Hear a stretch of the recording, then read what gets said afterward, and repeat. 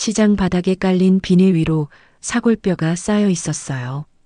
뼈마디마다 하얀 기름이 얼어붙어 있고 그 사이로 붉은 살점이 보였습니다. 남편이 무릎이 안 좋다며 또 사골국을 끓여달라고 했거든요. 43년을 살아도 남편 입맛은 늘 먼저였어요. 사골 2kg에 얼마예요? 5만 5천 원이요. 싱싱해요. 지갑에서 6만 원을 꺼내 내밀었습니다. 주인 아주머니가 비닐봉지에 뼈를 담으면서 손때 묻은 5천 원짜리 한 장을 내밀었어요. 축축한 잔돈이었습니다. 바지 주머니에 구겨 넣으며 생각했어요. 이 돈도 결국 남편 주머니로 돌아가겠지. 시장 끝자락을 지나는데 빨간 현수막이 눈에 들어왔습니다. 2주 연속 2월 1등 당첨금 100억. 100억이라는 숫자가 눈앞에서 아른거렸어요. 평생 꿈꿔본 적 없는 돈이었습니다. 그런데 이상하게 발걸음이 멈춰지더라고요. 아침에 막내딸 지연이한테서 온 전화가 떠올랐거든요. 엄마, 나 이번 달도 좀 빠듯해. 유나 학원비 때문에. 딸은 늘 미안하다는 말부터 했어요. 이혼하고 혼자 아이 키우면서 악착같이 살고 있는 막내딸이었어요. 식당에서 설거지 일하면서 생활비 마련하고요. 이혼한 사위놈은 양육비 한 푼 주지 않습니다. 그런데 남편은 딸한테 돈 보내는 걸 못마땅해 했습니다. 이혼한 게 누구 잘못인데 뭘 자꾸 돈을 보내? 그게 남편 입버릇이었어요. 주머니 속 5천 원을 만지작거렸습니다. 저도 모르게 발걸음은 로또 판매점으로 향하고 있었어요. 로또 판매점 앞에 섰습니다. 69년을 살면서 복권 같은 거 사본 적 없어요. 남편이 그랬거든요. 그런 거 사는 사람들? 인생 포기한 사람들이야. 도박 같은 거니. 꿈도 꾸지 마. 평소에는 눈에 보이지도 않던 곳이 오늘은 달랐습니다. 딸 얼굴이 자꾸 떠올랐어요. 외손주 유나가 학원 가방 메고 어깨 축 늘어뜨린 모습도요. 저기요. 로또 5,000원어치만 주세요. 내 목소리가 떨렸습니다. 아줌마가 빤히 쳐다보더니 기계를 찍었어요. 얇은 종이 한 장이 나왔고 나는 그걸 바지 주머니에 황급히 구겨 넣었습니다. 집으로 걸어오는데 가슴이 두근거렸어요. 뭔가 잘못한 것 같았습니다. 남편 심부름값으로 받은 돈을 몰래 썼으니까요. 그런데 동시에 이런 생각도 들었어요. 만약에, 정말 만약에, 이게 당첨되면 나도 새 인생 살고 막내딸도 마음껏 도와줄 수 있을 텐데. 또 한편으로는 당첨이라니 말도 안 되는 얘기라고 생각했어요. 현관문을 열자 남편 타박이 또 시작되었어요. 사골뼈 사오랬더니 어딜 싸돌아다니는 거야? 지금이 대체 몇 시야? 나는 황급히 부엌으로 들어가 냄비에 물을 받았어요. 뼈를 넣으며 생각했습니다. 로또가 들어있는 바지 주머니가 화끈거리는 것 같았고요. 오늘 밤 8시 반, 로또 발표 시간이었어요. 남편은 소파에 앉아 TV를 보고 있었습니다. 나는 설거지를 하면서 시계를 흘끔흘끔 봤어요. 8시 20분. 심장이 빨리 뛰었습니다. 바지 주머니에 손을 넣어 로또를 만졌어요. 구겨진 종이가 또 손끝에 닿았습니다. 8시 25분. 남편이 하품을 했어요. 국 간봐. 네. 나는 국자를 들고 국물을 떠서 남편한테 건넸습니다. 남편이 후루룩 소리내며 마시더니 고개를 끄덕였어요. 됐어. 8시 28분. 마침 남편이 켜놓은 TV가 로또 채널이었어요. 남편한테 들킬까 조용히 소파 뒤에 서서 주머니에서 로또를 꺼냈어요. 손이 떨렸습니다. 남편은 깎아준 과일을 입에 우겨넣고 있었고 나는 숨을 죽이며 화면을 봤어요. 숫자가 하나씩 나왔습니다. 7, 12, 19, 25, 33, 41. 내 손 안에 종이를 봤어요. 숫자가 하나씩 맞아떨어졌습니다. 하나, 둘, 셋, 넷, 다섯, 6개 모두요. 세상이 멈춘 것 같았어요. 1등이었어요.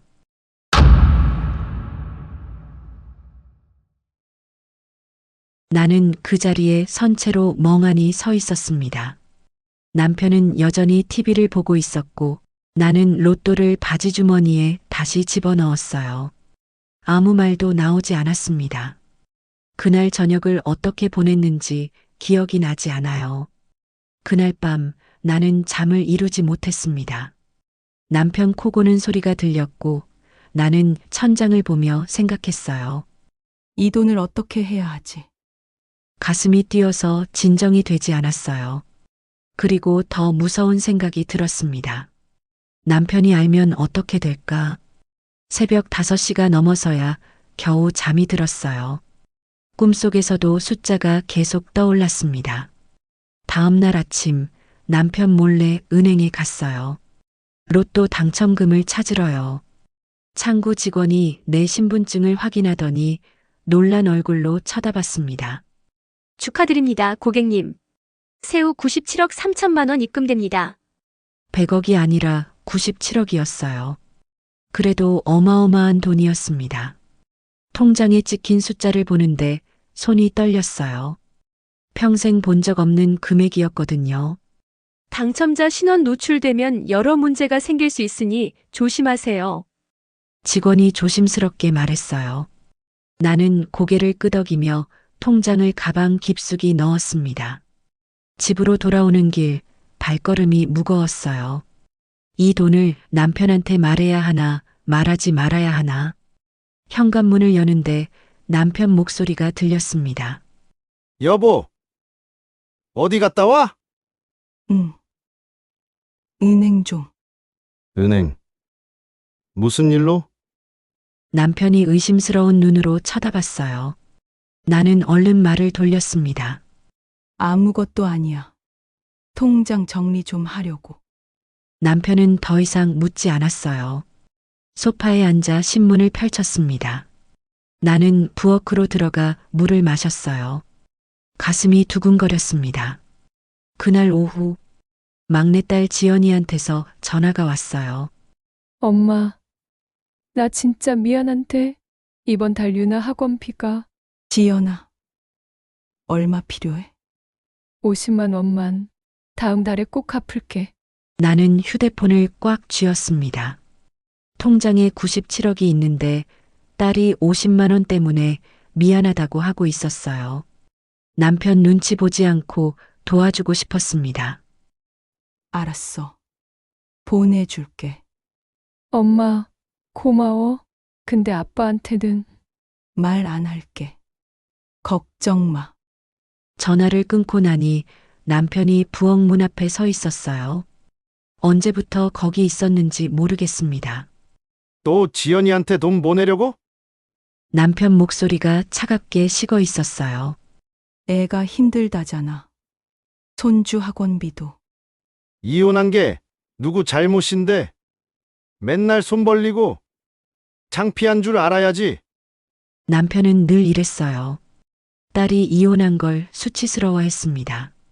딸이 힘들어하는 걸 알면서도 도와주는 걸 못마땅해 했어요. 나는 입술을 깨물었습니다. 그래도 내 딸인데. 당신 딸이면 당신 돈으로 도와줘. 내 돈은 안 돼. 남편은 퉁명스럽게 말하고는 거실로 나가버렸어요. 나는 그 자리에 서서 주먹을 쥐었습니다. 당신도 나한테는 한 푼도 주지 않는 당신도 평생 들어온 말이었어요.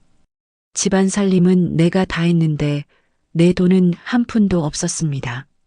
그날 밤 나는 휴대폰을 꺼냈어요. 녹음 앱을 설치했습니다. 평생 이런 거 해본 적 없었는데 뉴스에서 본 게 생각났거든요. 증거를 남겨야 한다고요. 무엇의 증거인지는 정확히 몰랐지만 막연하게 필요할 것 같았어요. 며칠 뒤 장남 민수가 집에 들렀습니다. 의사인 민수는 늘 바빠서 자주 오지 않았어요. 그런데 오늘은 며느리 서영이까지 데리고 왔습니다. 어머니 안녕하세요. 서영이가 공손하게 인사했어요. 하지만 눈빛은 차가웠습니다. 명문가 출신인 서영이는 늘 우리 집을 좀 낮춰보는 것 같았어요. 왔어? 차 줄까? 아니요, 괜찮아요. 저희 급한 일이 있어서요. 서영이가 거실 소파에 앉으며 말했어요. 민수도 옆에 앉았습니다. 남편도 신문을 내려놓고 아들을 봤어요. 민수는 남편이 끔찍히도 아끼고 자랑스러워하는 아들이었죠. 무슨 일이야? 아버지, 어머니, 저희가 듣기로는 어머니가 요즘 은행을 자주 가신다고요?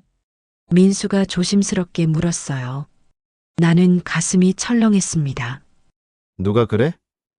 건너 들었어요. 어머니가 은행 자주 가시고 뭔가 큰 돈 움직인다고요. 민수가 조심스럽게 말했어요. 남편도 나를 쳐다봤습니다.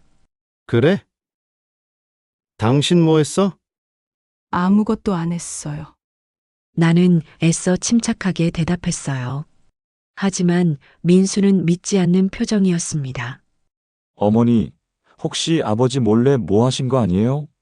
요즘 보이스피싱도 많은데. 아니야. 그냥 통장 정리 좀 한 거야. 통장 정리를 왜 이렇게 자주 하세요? 며느리가 이상한 눈초리로 물었어요. 나는 며느리를 똑바로 쳐다봤습니다. 내 통장인데. 내가 관리하면 안 돼? 순간 거실이 조용해졌어요. 내가 이렇게 대답한 적이 거의 없었거든요. 서영이 얼굴이 굳었습니다. 아니, 그게 아니라 어머니 연세도 있으시니까 걱정돼서요. 걱정 안 해도 돼. 나 아직 정신 멀쩡해. 민수가 난처한 표정으로 남편을 봤어요. 남편은 팔짱을 끼고 나를 노려봤습니다. 여보. 뭔가 숨기는 거 있으면 나한테 말해야지. 부부잖아. 숨기는 거 없어요. 나는 부엌으로 들어가며 대화를 끝냈어요. 뒤에서 며느리가 작은 목소리로 남편한테 뭐라고 말하는 게 들렸습니다. 아버님 확실히 이상한데요? 확인해 보셔야 되는 거 아니에요? 그날 저녁 남편이 또 막내딸 얘기를 꺼냈어요. 나는 휴대폰 녹음을 켰습니다. 주머니 속에 넣어둔 채로요. 지연이 그년 또 돈 달라고 연락 왔지? 맨날 손 벌리고 사는 게 창피한 줄도 모르고. 이혼한 주제에 남편은 술을 마시며 막내딸을 욕했어요. 딸을 그년이라고 부르는 게 너무 싫었습니다. 나는 숟가락을 내려놓고 남편을 똑바로 쳐다봤어요. 그만해요. 지연이도 힘들게 사는 거 알잖아요. 힘들면 알아서 살아야지. 왜 우리한테 기대? 남편 잘못 만나 이혼한 게 누구 탓이야? 지연이 탓이 아니잖아요. 그 남자가 바람 피워서. 그래도 이혼은 치욕이야. 우리 집안에 이혼한 사람이 어딨어? 남편 목소리가 커졌어요. 나는 주먹을 쥐었습니다. 치욕이라니요. 지연이가 뭘 잘못했는데요. 잘못했으니까 이혼했지? 여자가 남편을 잘 못 받들어서 그런 거야. 뭐라고요? 내 목소리가 떨렸어요. 남편은 술잔을 들며 비웃듯 말했습니다. 여자가 집안일 제대로 하고 남편 잘 모시면 남자가 바람필 일이 없어. 다 그년 책임이야. 나는 더 이상 참을 수가 없었어요. 지연이 잘못이 아니에요. 그 남자가 나쁜 거지. 당신 지금 나한테 대드는 거야? 남편이 벌떡 일어났어요. 나는 휴대폰 녹음이 계속되고 있는지 확인하고 조용히 말했습니다. 대드는 게 아니에요. 딸 욕하는 게 듣기 싫어 그래요. 뭐? 내가 내 딸 욕하는데 뭐가 어때? 당신 딸이기도 하지만 내 딸이기도 해요. 남편은 코웃음을 쳤어요. 당신 딸? 웃기고 있네. 당신이 뭐 했는데? 내가 벌어다 준 돈으로 키운 거지. 돈 한 푼 벌지도 못하는 주제에 어디서 개소리야? 내가 키웠어요. 밥 해주고, 빨래하고, 아플 때 간호하고. 그게 다 돈으로 계산되는 거예요? 남편 얼굴이 붉어졌습니다. 말대꾸가 늘었네. 요즘 왜 이래? 요즘이 아니에요. 평생 참았던 거예요. 나는 주방으로 들어가며 휴대폰 녹음을 껐어요. 충분히 녹음됐습니다. 남편이 딸 욕하는 것, 나를 무시하는 것, 모든 게 녹음됐어요. 그날 밤 나는 다시 잠을 이루지 못했습니다. 통장에 97억이 있고 휴대폰에는 남편 목소리가 녹음돼 있었어요. 이제 뭘 해야 할까요? 창밖으로 새벽빛이 들어왔습니다. 나는 결심했어요. 이 돈으로 막내딸을 도와주겠다고. 그리고 남편한테 더 이상 끌려다니지 않겠다고요. 다음 날 아침 나는 조용히 집을 나섰어요. 남편은 아직 자고 있었습니다. 법무사 사무실로 가는 길 가슴이 두근거렸어요. 어서 오세요. 무슨 일로 오셨어요? 젊은 변호사가 웃으며 맞아줬습니다. 나는 조심스럽게 사연을 꺼냈어요. 로또에 당첨됐어요. 근데 남편한테 말을 안 했습니다. 변호사 표정이 진지해졌어요. 당첨금이 얼마나 되시죠? 세후 97억이요. 변호사가 깜짝 놀라며 눈을 크게 떴습니다. 그 정도 금액이면 상당히 신중하게 처리하셔야겠네요. 남편이 알면 자기 돈이라고 할 것 같아요. 로또 살 때 쓴 5천 원이 남편이 준 장보기 돈이었거든요. 변호사는 고개를 끄덕이며 메모를 했어요. 법적으로는 로또 구매자가 소유권을 갖습니다. 부인께서 직접 구매하셨으니 부인 재산이에요. 하지만 그 돈이 남편이 준 거잖아요. 생활비는 가사에 사용하라고 준 돈입니다. 부인이 재량껏 쓸 수 있어요. 장 보고 남은 잔돈으로 로또를 샀다면 그건 부인의 합리적 선택이고요. 변호사는 친절하게 설명해 줬어요. 그리고 중요한 조언을 덧붙였습니다. 혹시 로또 구매 당시의 증거가 있나요? 구매 시각, 장소, 영수증 같은 거요. 영수증은 버렸는데. 아, 그날 시장 CCTV에 찍혔을 거예요. 좋습니다. 나중에 분쟁이 생기면 그게 중요한 증거가 될 수 있어요. 변호사는 계속 말했어요. 그리고 당첨금을 어떻게 관리하실 계획이신가요? 막내딸한테 좀 더 많이 주고 싶어요. 이혼하고 혼자 아이 키우면서 힘들게 사는데 남편이 막내딸 도와주는 걸 싫어해서요. 나는 지연이 얘기를 했어요. 변호사는 진지하게 들었습니다. 신탁을 고려해 보세요. 조건부로 설정하면 부인 뜻대로 분배할 수 있습니다. 신탁이요. 돈을 신탁회사에 맡기고 부인이 정한 조건에 따라 자녀들에게 분배하는 거예요. 예를 들어 막내딸에게는 생활비와 손주 교육비로, 다른 자녀들에게는 노후 자금으로요. 변호사는 자세히 설명해 줬어요. 신탁은 내가 죽기 전에도 설정할 수 있고 조건을 붙일 수도 있다고요. 예를 들어 매달 일정 금액씩 지급 같은 거요. 그럼 남편은요? 남편 몫도 따로 줘야 하나요? 법적으로는 부인 재산이니까 꼭 줄 필요는 없어요. 하지만 부부 관계를 고려해서 일부를 남편 명의로 증여할 수도 있고요. 나는 잠시 생각했어요. 남편한테 돈을 줘야 할까요? 남편이 평생 저를 무시했어요. 자기 돈으로 가족 먹여 살렸다고요. 막내딸도 욕하고요. 변호사가 조심스럽게 물었어요. 혹시 증거가 있으신가요? 며칠 전에 녹음했어요. 나는 휴대폰을 꺼내 녹음 파일을 보여줬어요. 변호사가 잠시 들어보더니 고개를 끄덕였습니다. 이 정도면 충분한 증거가 될 수 있어요. 남편이 언어폭력과 경제적 통제를 입증하는 거니까요. 그럼 이 돈을 제 마음대로 써도 되는 거예요. 법적으로는 그렇습니다. 하지만 가족 관계를 고려하면 신중하게 결정하셔야 해요. 변호사는 내 손을 가만히 바라봤어요. 부인 이도는 부인 인생을 바꿀 수 있습니다.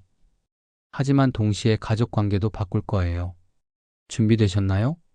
나는 고개를 끄덕였어요. 준비됐어요. 평생 참았으니까요. 변호사는 웃으며 서류를 건넸습니다. 그럼 일단 금고 계약부터 하시죠. 당첨금을 안전하게 보관하는 게 우선이에요. 나는 서류에 서명을 했어요. 금고 계약서, 신탁 설정 안내서, 증빙 서류 준비 목록. 하나하나 읽으며 서명했습니다. 그리고 이건 비밀로 하시는 게 좋아요. 가족들한테 말씀하시기 전까지는요. 네. 알겠습니다. 법무사 사무실을 나오는 길, 나는 가벼운 발걸음으로 걸었어요. 평생 처음으로 내 돈이 생긴 기분이었습니다. 집으로 돌아오니 태식이가 소파에 앉아 있었어요. 어디 갔다 왔어? 산책 좀. 산책을 이렇게 오래? 남편이 의심스러운 눈으로 쳐다봤어요. 나는 대답하지 않고 부엌으로 들어갔습니다. 점심을 준비하며 생각했어요. 언제 말할까? 어떻게 말할까? 그날 오후 둘째 아들 준호한테서 전화가 왔어요. 엄마 나야. 준호야. 무슨 일이야? 엄마 형이 그러는데 엄마가 요즘 이상하대. 은행 자주 가고 뭔가 숨기고. 준호는 늘 이랬어요. 가족 중간에서 눈치만 보고 갈등은 피하려고요. 아무것도 안 숨겼어. 그럼 왜 은행 자주 가? 형수가 걱정하던데. 형수. 서영이가? 응.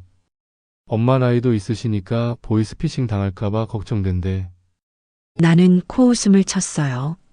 며느리가 날 걱정할 리 없었습니다. 그냥 참견하고 싶은 거였어요. 걱정 안 해도 돼. 나 멀쩡해.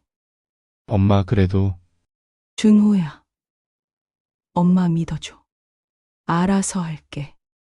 전화를 끊고 나니 한숨이 나왔어요. 가족들이 다 의심하고 있었습니다. 이제 말해야 할 것 같았어요. 그날 밤 나는 남편 앞에 앉았습니다. 여보, 할 말이 있어요. 남편이 신문을 내려놓고 나를 봤어요. 뭔데? 로또에 당첨됐어요. 순간 정적이 흘렀습니다. 남편은 멍하니 나를 쳐다봤어요. 뭐, 로또요. 1등 당첨. 당첨금이 얼마나 되는데? 세후 97억이요. 남편 얼굴이 하얗게 질렸다가 금세 붉어졌습니다. 그리고는 갑자기 웃기 시작했어요. 크게 미친 듯이요. 로또? 당첨? 세상에. 우리가? 남편은 벌떡 일어나 방 안을 왔다 갔다 했어요. 97억? 정말? 진짜야? 네. 세상에. 남편은 소파에 털썩 앉으며 고개를 흔들었어요. 믿기지 않는다는 표정이었습니다. 통장 좀 보여줘. 안 돼요. 뭐? 왜? 일단 내가 관리할 거예요. 남편 표정이 굳었어요. 당신이 관리? 무슨 소리야? 부부 재산이잖아. 내가 산 거예요. 당신이 샀든 내가 샀든 부부 공동 재산이야. 남편 목소리가 커졌어요. 예상했던 반응이었습니다. 내 돈으로 산 거예요. 장 보고 남은 잔돈으로요. 그 돈도 내가 준 거잖아. 내 돈이지. 나는 침착하게 대답했어요. 당신이 준 건 장보기 돈이었어요. 내가 아껴서 남긴 거고요. 그래도 내 돈이야. 태식이는 흥분해서 소리를 질렀어요. 나는 자리에서 일어났습니다. 일주일 뒤에 가족회의 할 거예요. 그때 분배한 말씀 드릴게요. 분배한? 당신이 무슨 권한으로? 법적으로 내 권한이에요. 나는 안방으로 들어가며 문을 닫았어요. 밖에서 고함 소리가 들렸어요. 여보, 문 열어. 당장 나와. 하지만 나는 문을 열지 않았어요. 침대에 앉아 가슴을 쓸어내렸습니다. 떨렸지만 후회는 없었어요. 이제 시작이었습니다. 일주일이 지났어요. 그 사이 집 안 공기는 얼어붙었습니다. 남편은 나랑 말도 안 했고 나도 굳이 먼저 말 걸지 않았어요. 각자 방에서 자고 각자 밥을 먹었습니다. 토요일 오후 가족들이 모두 모였어요. 거실 식탁에 민수와 며느리 서영이, 준호, 그리고 지연이가 앉았습니다. 남편은 상석에 팔짱을 끼고 앉아 있었어요. 모두의 시선이 나한테 쏠렸습니다. 나는 천천히 입을 열었어요. 오늘 모인 이유는 다들 아시죠? 로또 당첨금 분배건이요. 어머니 그 돈이 정말 얼마나 되는 거예요? 서영이가 날카롭게 물었어요. 나는 침착하게 대답했습니다. 세후 97억 3천만 원이에요. 거실이 순간 조용해졌어요. 준호가 휘파람을 불었습니다. 와, 진짜 100억이네. 정확히는 97억이지만 큰 돈인 건 맞아요. 나는 가방에서 서류 봉투를 꺼냈어요. 금고 계약서, 법무사 상담 내역서, 로또 구매 영수증 사본이 들어 있었습니다. 이 돈은 법적으로 제 재산이에요. 제가 직접 구매했고 제 명의로 당첨금을 받았으니까요. 남편이 주먹으로 탁자를 쳤어요. 법적으로? 부부 재산은 공동인 거 몰라? 그리고 그 5천 원은 내가 준 거잖아. 장복이 돈으로 주신 거죠. 사골뼈 사고 남은 잔돈이에요. 그래도 내 돈이야. 남편 목소리가 커졌어요. 나는 서류를 테이블 위에 펼쳤습니다. 여기 로또 구매 영수증이 있어요. 구매 시각은 오전 11시 23분. 장소는 중앙시장 입구 판매점이고요. 그게 뭐가 중요해? 중요해요. 이건 제가 제 판단으로 구매한 거예요. 시장 CCTV에도 제 모습이 찍혀 있을 거고요. 민수가 끼어들었어요. 어머니, 그래도 가족이잖아요. 법적으로 어머니 거라도 가족끼리 나눠야죠. 나눌 거야. 하지만 내 방식대로. 어머니 방식이요? 서영이가 의심스러운 눈으로 쳐다봤어요. 나는 고개를 끄덕였습니다. 신탁으로 관리할 거예요. 조건부로요. 신탁이요? 첫째 아들 준호가 되물었어요. 나는 설명했습니다. 신탁회사에 돈을 맡기고 제가 정한 조건에 따라 여러분한테 분배하는 거예요. 한꺼번에 주는 게 아니라요. 남편이 코웃음을 쳤어요. 뭐? 조건부? 당신이 무슨 권리로? 내가 이 돈의 주인이에요. 나는 남편을 똑바로 쳐다봤습니다. 남편 얼굴이 붉어졌어요. 당신, 요즘 왜 이래? 평생 순하게 살더니 순한 게 아니었어요. 참았던 거죠. 거실이 다시 조용해졌어요. 민수가 조심스럽게 물었습니다. 그럼 어머니는 어떻게 분배하실 생각이세요? 나는 가방에서 메모지를 꺼냈어요. 며칠 동안 고민해서 적은 내용이었습니다. 지연이한테 가장 많이 줄 거예요. 순간 서영이가 의자를 뒤로 밀며 일어났어요. 뭐라고요? 막내한테요? 네. 왜요? 왜 막내한테 더 많이 줘요? 서영이 목소리가 날카로웠어요. 나는 침착하게 대답했습니다. 지연이가 가장 힘들게 살고 있으니까. 그게 이유가 돼요? 불공평한 거 아니에요? 불공평하다고 생각하지 않아. 필요한 만큼 주는 게 진짜 공평한 거야. 남편이 벌떡 일어났어요. 말도 안 돼. 자식들한테는 똑같이 나눠줘야지. 왜요? 왜긴 왜야? 당연한 거지. 나는 남편을 가만히 바라봤어요. 당신은 평생 지연이한테 50만 원도 안 줬잖아요. 손주 학원비 때문에 빌려달라는데도요. 그건 지연이가 이혼한 게 창피해서. 창피. 딸이 힘든데 창피가 중요해요. 남편은 말문이 막혔어요. 나는 계속 말했습니다. 민수는 의사고 준호도 직장 다니잖아요. 근데 지연이는 식당에서 설거지하면서 유나 키우고 있어요. 똑같이 나눠주는 게 공평해요. 서영이가 비웃듯 말했어요. 그래도 그건 동서 인생 선택이잖아요. 왜 우리가 피해를 봐야 해요? 피해. 네가 무슨 피해를 받는데. 어머니가 편애하시잖아요. 막내만 예뻐하시고.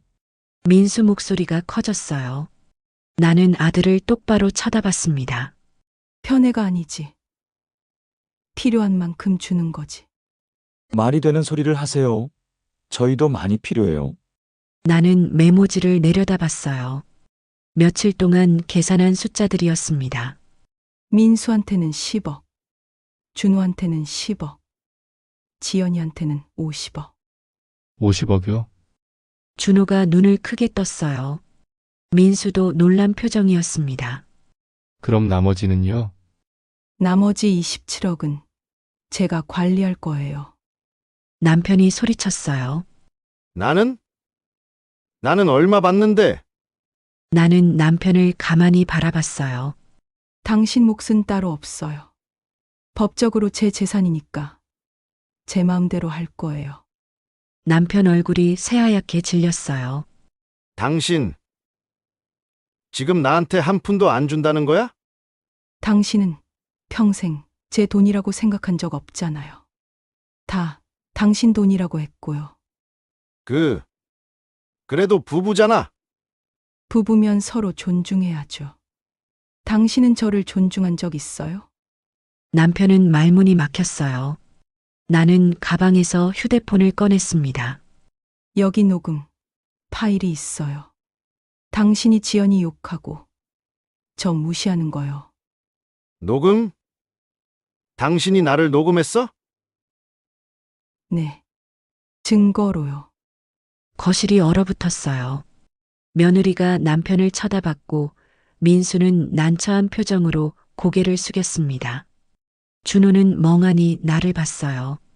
지연이는 조용히 눈물을 흘리고 있었어요. 엄마, 지연아. 울지 마. 이제 괜찮아. 나는 딸 손을 잡았어요. 지연이는 고개를 숙인 채 흐느꼈습니다. 내 잘못 아니야.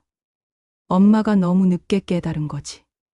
남편이 의자를 박차고 일어났어요. 좋아. 법대로 하자. 법원에서 보자고. 그러세요. 나는 침착하게 대답했어요. 남편은 현관문을 쾅 닫고 나가버렸습니다. 민수와 서영이도 어색하게 일어났어요. 어머니, 저희는 이만 가볼게요. 그래. 조심해서 가. 민수 부부가 나가자 준호만 남았어요. 준호는 망설이다가 입을 열었습니다. 엄마, 나는 엄마 편이야. 고마워, 준호야. 준호도 집을 나갔어요.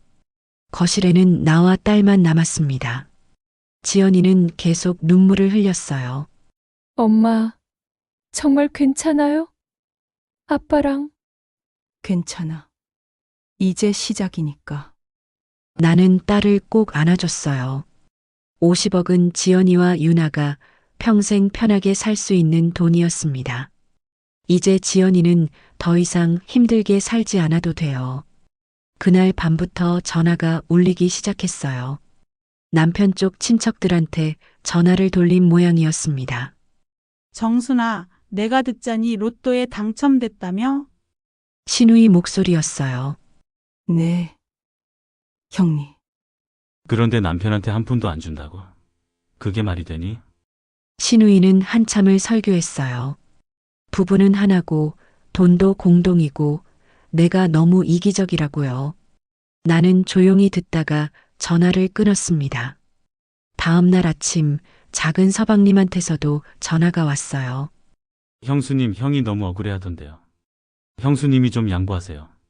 양보요? 가족이잖아요. 형한테도 좀 나눠주세요. 아, 그리고 형수님. 저도 좀 어려운데 3억만 빌려주실 수 있을까요? 뭐라고요? 형수님 100억 있으시잖아요. 3억은 큰 돈도 아니고. 제가 사업 자금이 좀 필요해서요. 나는 어이가 없어서 웃음이 나왔어요. 전화 끊을게요. 형수님. 가족인데 이러시면 안 되죠. 전화를 끊자마자 또 다른 번호로 전화가 왔어요.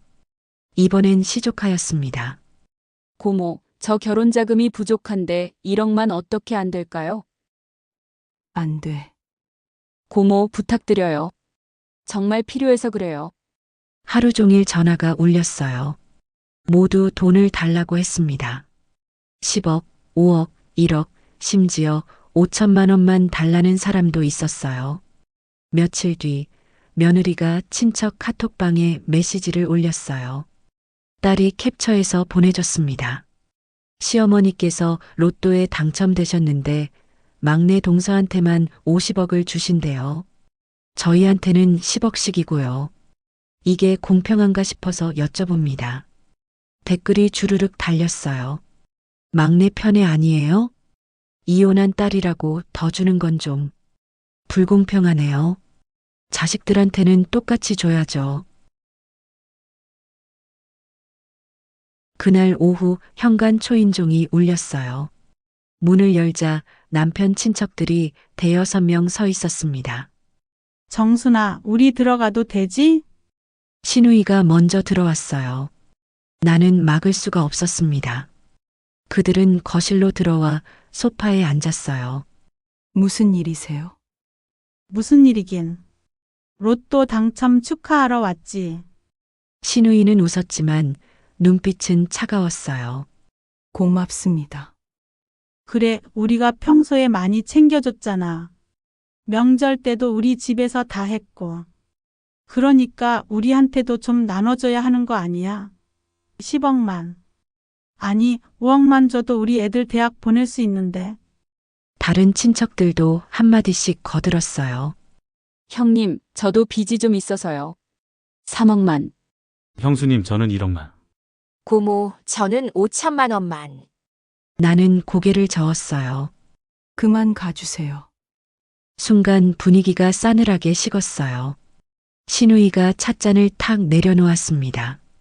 가족인데 이러면 안 되지. 우리가 너 얼마나 챙겨줬는데. 챙겨주신 적 없는데요. 뭐? 평생 무시하셨잖아요. 집안 행사 때마다 저한테 일 다 시키시고 도와주신 적 없잖아요. 제 의견은 한 번도 안 물어보셨잖아요. 신우이 얼굴이 붉어졌어요. 그건 내가 막내 며느리니까. 이제 막내 며느리 아니에요. 이혼할 거니까요. 이혼? 친척들이 놀란 표정으로 서로를 쳐다봤어요. 네. 이혼하고 제 인생 살 거예요. 정순아, 정신 차려. 나이가 몇인데 이혼을 해. 69살이요. 아직 살 날이 많아요. 나는 현관문을 열었어요. 돌아가세요. 돈 안 드릴 거예요. 정순아, 나가세요. 내 목소리가 커졌어요. 친척들은 못마땅한 표정으로 일어났습니다. 좋아. 나중에 후회하지 마. 신우이가 쏘아붙이며 나갔어요. 문을 닫자 다리에 힘이 풀렸습니다. 그날 밤 남편이 집에 들어왔어요. 술에 취한 상태였습니다. 여보, 우리 얘기 좀 하자. 무슨 얘기요? 내가 잘못했어. 내가 당신한테도, 지연이한테도 너무했어. 남편은 처음으로 고개를 숙였어요. 하지만 나는 믿을 수 없었습니다. 갑자기 왜 그래요? 친척들이 다 욕해. 내가 당신한테 못했다고. 그래서 생각해봤어. 생각해 봤다고요? 응. 내가 틀렸어. 미안해. 남편은 내 손을 잡으려 했어요. 나는 손을 뺐습니다. 진심이에요. 진심이야. 그러니까 우리 다시 잘 살자. 그리고 돈도 좀 나눠줘. 반반만 하자. 응? 순간 모든 게 이해됐어요. 남편은 진심이 아니었어요. 결국 돈 때문이었죠. 싫어요. 뭐? 진심이 아니잖아요. 돈 때문에 그러는 거죠. 순간 남편 얼굴이 굳었어요. 아니야. 진짜 미안해서. 당신 평생 저한테 미안하다고 한 적 없어요. 지금 와서 갑자기 미안하다고 하니까 믿을 수가 없네요. 이 사람이! 갑자기 남편 표정이 바뀌었습니다. 좋아. 그럼 이렇게 하자. 남편은 안방으로 들어가더니 내 가방을 뒤지기 시작했어요. 뭐 하는 거예요? 통장 어딨어? 손 떼요. 나는 남편 팔을 잡았지만 남편이 나를 밀쳐냈어요. 나는 바닥에 넘어졌습니다. 통장! 통장 내놔! 남편은 미친 듯이 가방을 뒤졌어요. 하지만 통장은 없었습니다. 은행 금고에 보관했거든요. 없어! 통장이 없잖아! 남편이 소리를 질렀어요. 나는 바닥에 주저앉아 남편을 쳐다봤습니다. 금고에 있어요. 당신은 못 열어요. 제 명의 금고예요. 비밀번호도 저만 알아요. 남편 얼굴이 하얗게 질렸어요. 당신, 날 믿지 못하는 거야? 네, 못 믿어요. 남편은 주먹을 쥐고 떨었어요. 순간 나는 무서웠습니다. 하지만 남편은 주먹을 내리고 거실로 나갔어요. 그리고 현관문을 잠갔습니다. 뭐 하는 거예요? 당신, 여기서 못 나가. 뭐라고요? 통장 비밀번호 말할 때까지 못 나가. 나는 벌떡 일어났습니다. 문 열어요. 싫어. 비밀번호 말해. 안 돼요. 그럼 여기 갇혀 있어. 남편은 현관문 앞을 지켰어요. 나는 휴대폰을 꺼내려 했지만 남편이 낚아챘습니다. 전화도 안 돼. 돌려줘요. 비밀번호 먼저. 말해. 비밀번호. 싫어요. 우리는 한참을 실랑이 했어요. 나는 결국 지쳐서 소파에 주저앉았습니다. 남편은 휴대폰을 주머니에 넣고 현관문 앞에 앉았어요. 비밀번호 말할 때까지 여기 있을 거야. 미쳤어요? 미쳤어. 100억 때문에 미쳤지. 남편은 벽에 기대 앉아 눈을 감았어요. 나는 소파에 앉아 천장을 봤습니다. 이틀이 지났어요. 남편은 현관문을 계속 지켰고 나는 집에 갇혀 있었습니다. 밥은 해 먹었지만 밖으로 나갈 수가 없었어요. 비밀번호 말해. 이건 감금이에요. 범죄예요. 범죄든 뭐든 내 돈 찾을 거야. 셋째 날 초인종이 울렸어요. 남편이 문을 열자 민수가 들어왔습니다. 아버지, 무슨 일이세요? 어머니 전화를 안 받으시던데. 아, 민수야. 잘 왔다. 남편은 아들을 안으로 들였어요. 민수는 소파에 앉아 있는 나를 보고 놀랐습니다. 어머니, 왜 그러세요? 얼굴이. 아버지, 어머니를 가둔 거예요? 민수가 남편을 쳐다봤어요. 남편은 고개를 끄덕였습니다. 네 엄마가 통장 비밀번호를 안 말해줘서. 민수야. 넌 내 편이지? 내가 100억 중에 한 푼도 못 받는 게 말이 되냐? 민수는 나와 남편을 번갈아 봤어요. 그리고 한숨을 쉬었습니다. 어머니, 비밀번호 말씀하세요. 아버지도 받을 권리가 있어요. 부부 공동 재산이잖아요. 법적으로 내 거야. 나는 아들을 믿을 수가 없었습니다. 민수야, 엄마가 평생 어떻게 살았는지 알잖아. 알아요. 하지만 아버지도 평생 일해서 우리 키운 거잖아요. 아버지는 날 한 번도 존중한 적 없어. 그래도 부부잖아요. 민수가 소리를 질렀어요. 그리고 내 팔을 붙잡았습니다. 어머니, 비밀번호 말씀하세요. 뭐라고? 너 대체 말씀하세요. 민수가 내 팔을 세게 잡았어요. 아팠습니다. 민수야. 아파. 나는 민수 손을 뿌리쳤어요. 민수는 비틀거리다 소파에 부딪혔습니다. 민수야. 넌 내 아들이야. 어떻게 엄마한테 이럴 수 있어? 민수는 입술을 깨물었어요. 그리고 주머니에서 휴대폰을 꺼냈습니다. 그럼 경찰 불러요. 뭐? 어머니가 아버지 재산을 횡령했다고 신고할 거예요. 나는 아들을 믿을 수가 없었어요. 어머니, 이건 부부 공동 재산이에요. 어머니가 혼자 가지면 횡령이라고요. 횡령이 아니야. 내가 산 거야. 증명할 수 있어요? 민수가 차갑게 물었어요. 나는 할 말을 잃었습니다.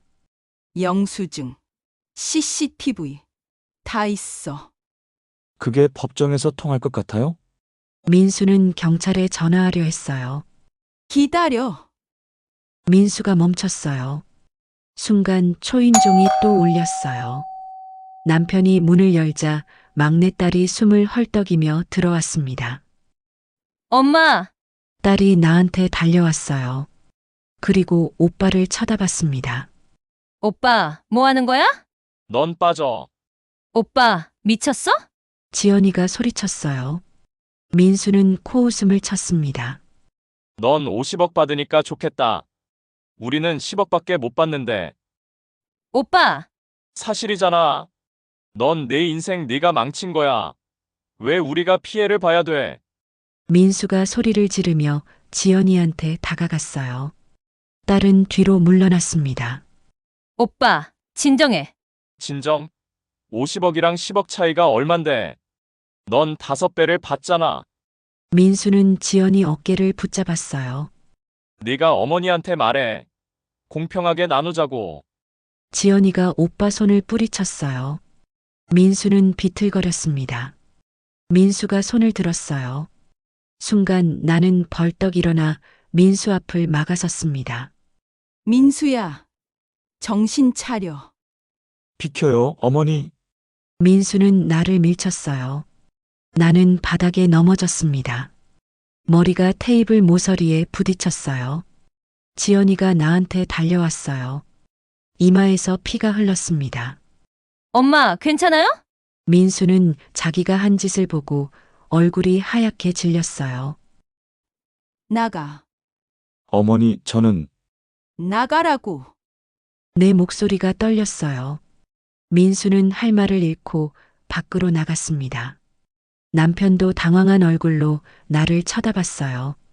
여보, 괜찮아? 손대지 마세요. 나는 지연이 부축을 받으며 일어났어요.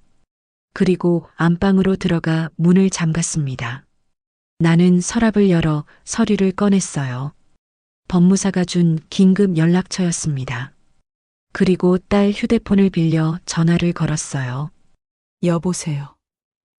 변호사님. 저 정순입니다. 지금 집에 감금당했어요. 도와주세요. 1시간 뒤 경찰이 왔어요. 변호사도 함께요. 문 여세요. 경찰이 현관문을 두드렸어요. 남편은 어쩔 수 없이 문을 열었습니다. 정순 씨 계세요? 여기 있어요. 나는 안방에서 나왔어요. 경찰은 내 이마의 상처를 보고 놀랐습니다. 다치셨네요. 병원 가셔야겠어요. 네. 그리고 고소하고 싶어요. 고소요. 남편이 저를 감금했어요. 아들은 저한테 폭력을 썼고요. 남편과 민수 얼굴이 새하얗게 질렸어요. 변호사가 서류를 꺼냈어요. 감금과 폭행으로 고소하겠습니다. 여보, 이러지 마. 늦었어요.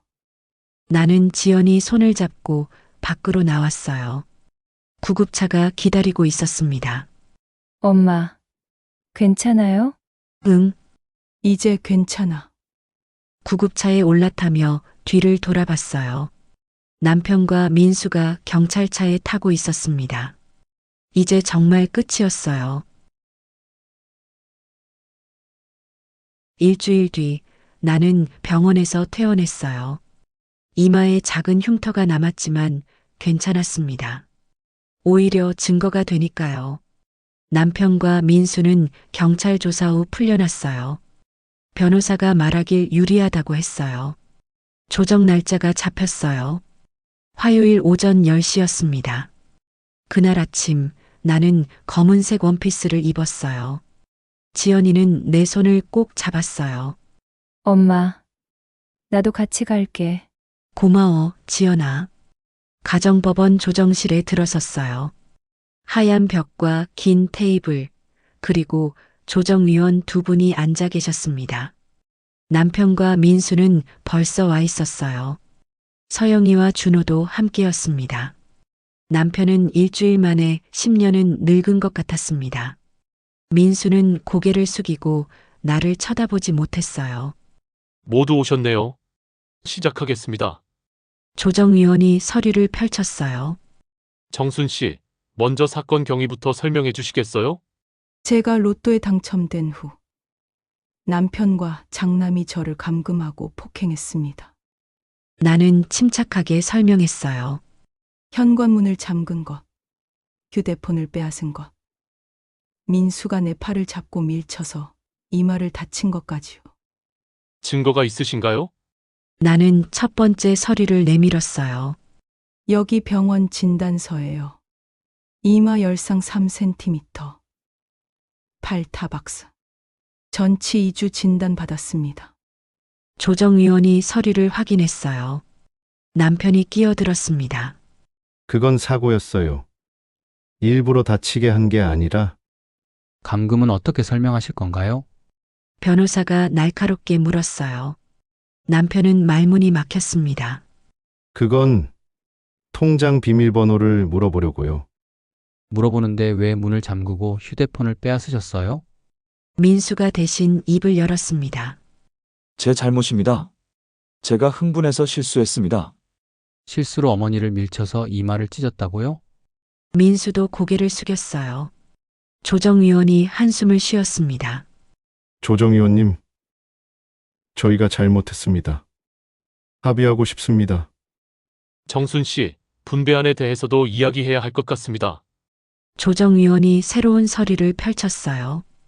원래 계획은 막내 따님 50억, 장남과 차남 각각 10억이었죠? 네, 그리고 남편분 몫으로 생각해 놓으신 게 있나요? 10억이요. 신탁으로 관리하고 매달 200만 원씩만 쓸 수 있게요. 남편이 벌떡 일어났어요. 그건 안 돼요. 10억을 한 번에 받아야죠. 앉으세요, 박태식 씨. 조정위원이 제지했어요. 남편은 억울한 표정으로 다시 앉았습니다. 정순 씨, 왜 남편분 몫을 신탁으로 관리하시려는 건가요? 함부로 쓸까 봐요. 도박이나 술에 쓸 수도 있고요. 도박? 저 도박 안 해요. 남편이 항변했어요. 나는 두 번째 서류를 꺼냈습니다. 여기 카드 사용 내역이에요. 지난 5년간 경마장, 카지노 출입 기록이 있어요. 그건 가끔 취미로. 합계 3천만 원이에요. 가끔이 아니죠. 남편은 얼굴이 붉어졌어요. 조정위원이 서류를 확인하더니 고개를 끄덕였습니다. 신탁 관리가 합리적이네요. 조정위원님, 민수가 다시 나섰어요. 그래도 이건 너무 불공평하잖아요. 똑같은 자식인데 왜 똑같이 주면 안 돼요? 왜 똑같이 나눠야 하죠? 막내딸이 이혼 후 생활고를 겪고 있고 양육비도 못 받으면서 아이를 힘들게 키우고 있어요. 제 돈으로 제 딸아이를 더 많이 주는 게 불법이 아니라면 그렇게 하고 싶습니다. 그럼 막내따님께 더 많이 드리는 게 합리적이네요. 조정위원이 말했어요. 남편이 벌떡 일어났습니다. 말도 안 돼요. 그래도 50억은 너무 많아요. 왜 너무 많죠? 다른 자식들은 10억밖에 못 받는데요. 그럼 얼마가 적당하다고 생각하세요? 조정위원이 물었어요. 남편은 잠시 망설이다 대답했습니다. 30억이면 충분하지 않을까요? 20억은 저한테 주고요. 안 돼요. 내가 끊었어요. 제 딸은 50억 받아야 해요. 지연이는 평생 차별받았어요. 이혼했다고, 돈 없다고, 남한테 빌어먹는다고.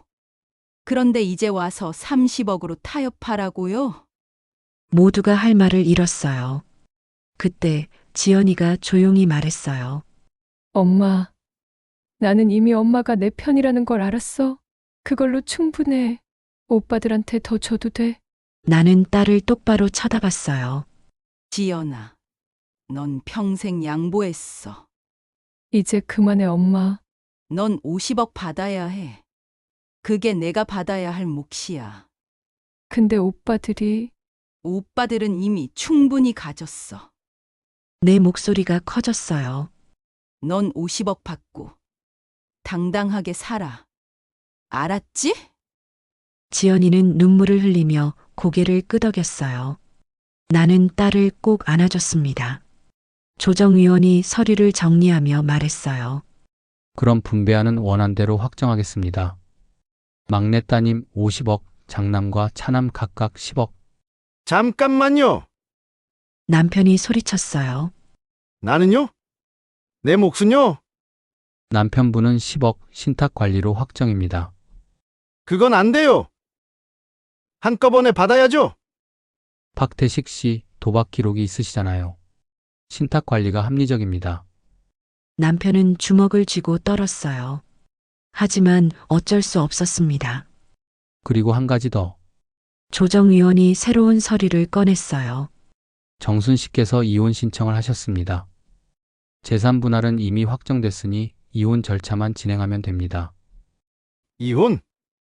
남편 얼굴이 새하얗게 질렸어요. 여보, 제발 이혼은 하지 말자. 늦었어요. 제발. 나 혼자 어떻게 살아? 나는 대답하지 않았습니다. 조정이 끝났어요. 모두 일어나 나갔지만 준호만 남아 있었습니다. 준호가 조용히 말했어요. 형이랑 아버지가 잘못한 거 알아요. 고마워. 준호야. 저는 10억만 받아도 감사해요. 동생이 50억 받는 것도 찬성하고요.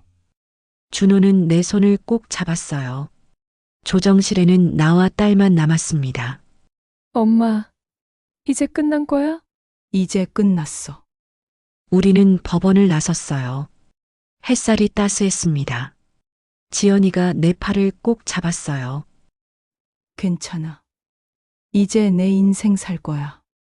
지연아, 우리 이제 행복하게 살자. 지연이는 눈물을 흘리며 고개를 끄덕였어요. 우리는 손을 잡고 걸었습니다. 새로운 시작이었어요. 계절이 바뀌고 내 인생도 완전히 바뀌었습니다. 이혼은 확정됐어요. 지연이는 50억을 받아 먼저 작은 아파트를 샀어요. 25평짜리였지만 유나방도 따로 있고 거실도 있었어요.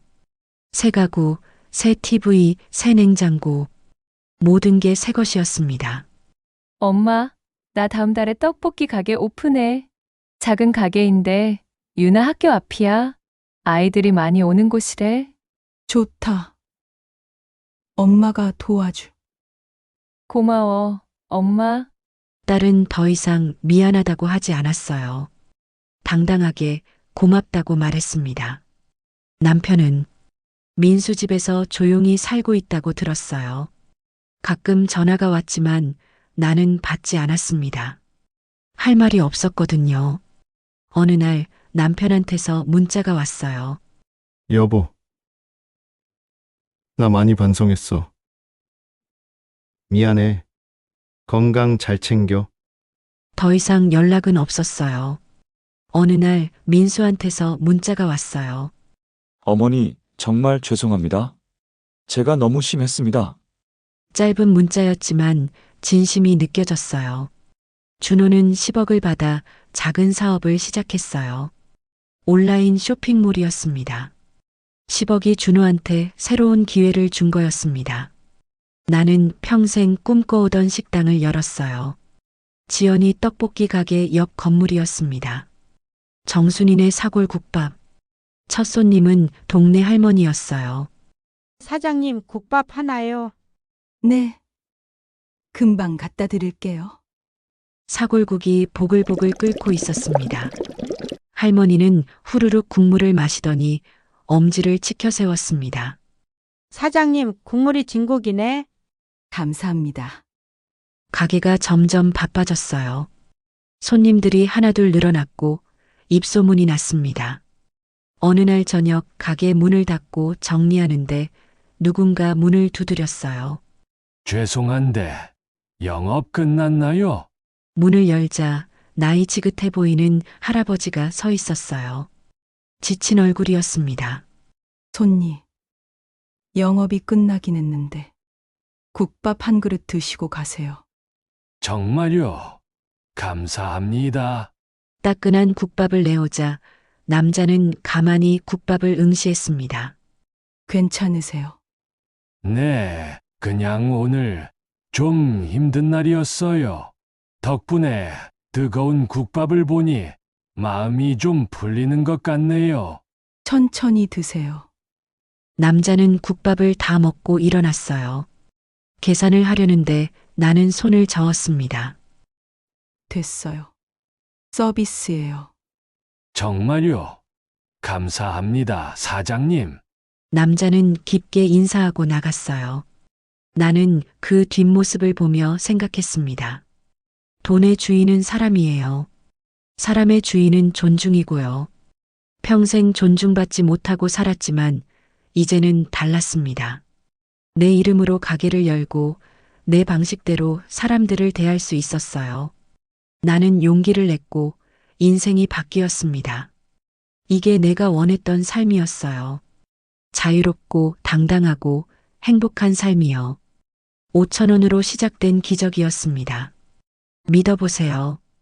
기적은 이처럼 아주 작은 것에서 시작될 수 있다는 것을요.